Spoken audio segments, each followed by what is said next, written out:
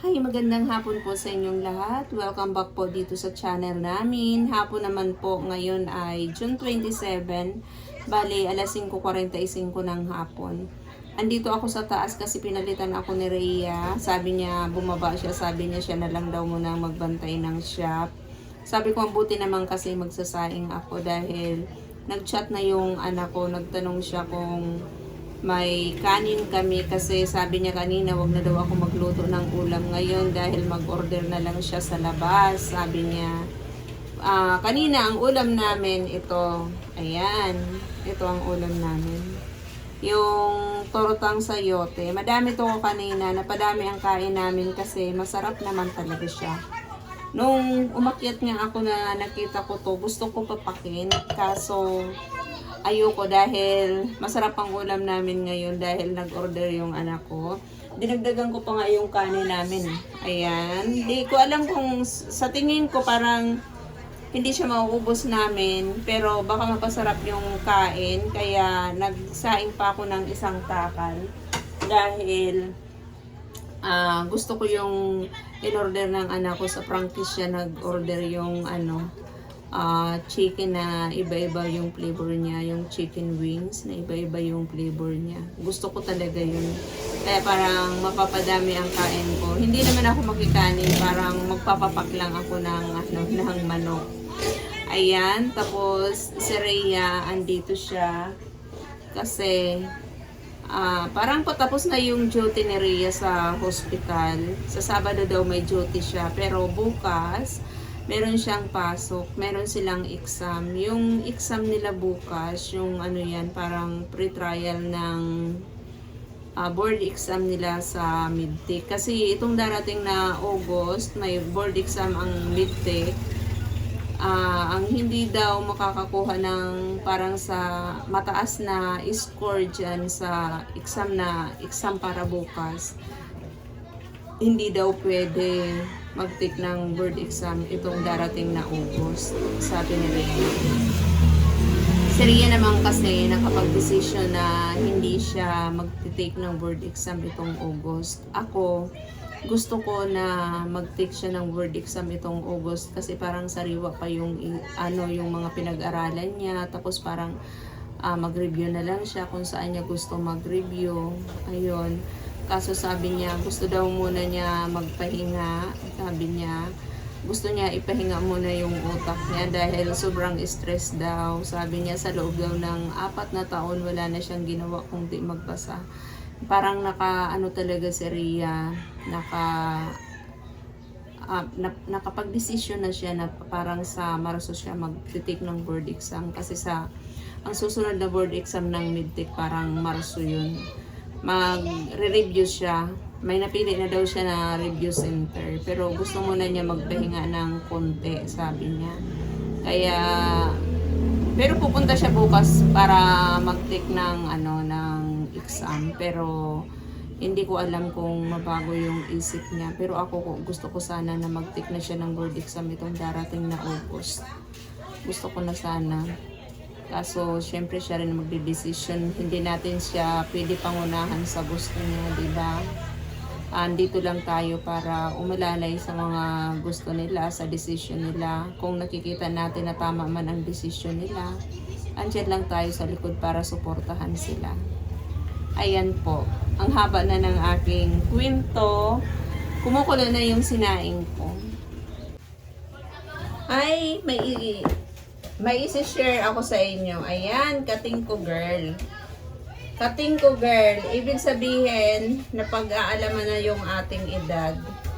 Ito, regalo sa akin ng birthday ko ng girlfriend ng anak ko.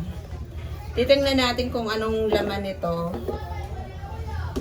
Asan ba yung bukasan nito? Ayan. Ayan, pag binuksan mo siya, ganyan siya. Amoy kating ko talaga. Akala ko yung kating ko dati, ang hitsura lang, yung ganito lang. Akala ko yung kating ko ganito lang talaga. Kating ko ointment. Kasi ganito, meron kaming tinitinda, pero yung maliit nito. Ayan, ito yung kating ko na ointment. Yung malaki to eh. Ayan, Maganda ito sa mga sakit-sakit sa ulo, tapos pag kinakabagan kapag nilalamigan yung sikmura mo, maganda ito. Ako, gusto ko to pag masakit ang ulo ko, nilalagay ko yan dito. Oh. Ito, kasi laging masakit ang katawan ko. Lagi akong may masakit, kaya siguro naisipan ni Jill na regaluhan ako ng kating ko. Sunod, ito. Ayan. Ngayon ko lang nakita yung mga produkto ng kating ko. Ito yan.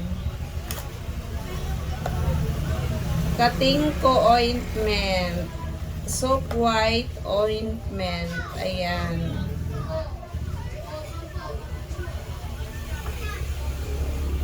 Hindi matapang yung amoy niya. Ito, mas matapang ang amoy niya.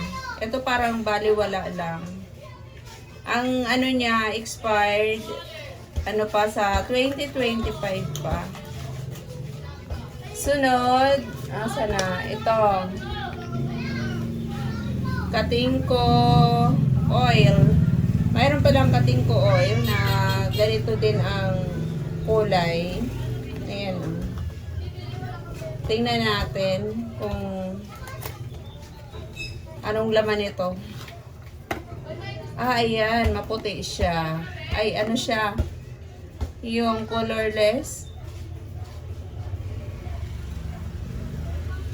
Ang tapang ng amoy.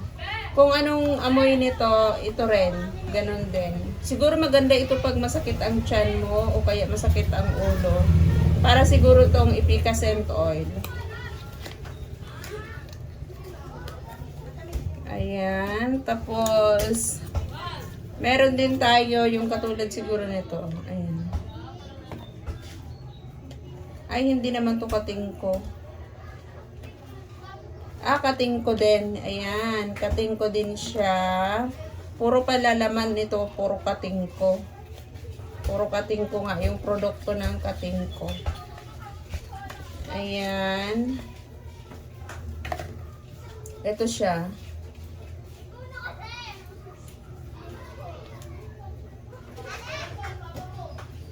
Iba yung amoy niya, para siya yung ano, yung langis ng niyog na medyo matagal na. Ayan, parang ganun ang pakiwari ko ng amoy ha. Para siyang roll-on. Ayan. Roll-on siya. Pang-relax ito. Nakating ko. Meron siyang flavor. Tapos sunod ito. Kating ko inhaler, para siyang yung Vicks. Siguro maganda ito pag sinisipon tayo, ganun.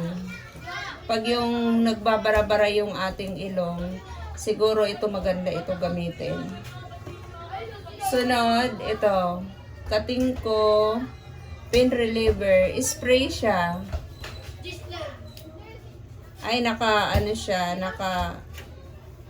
meron pa siyang plastic, kaya wag natin buksan dahil hindi ko pa naman siya gagamitin. Spray siya para sa mga sakit-sakit ng katawan. Ayan. Tapos, eto.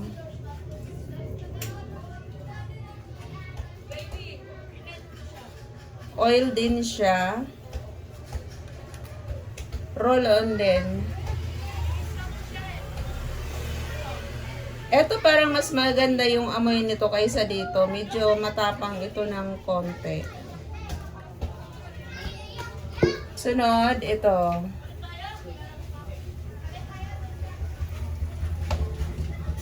Ayan. Spray nga natin kung anong baka tamaan ang mata ko. Alcohol siya.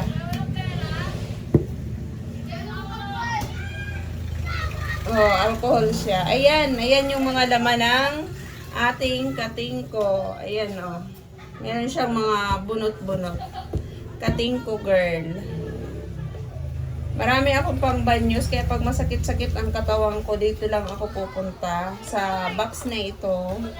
Kasi para pang hilot, pang ano sa ilong, pag bara-bara yung ilong natin. Ayan.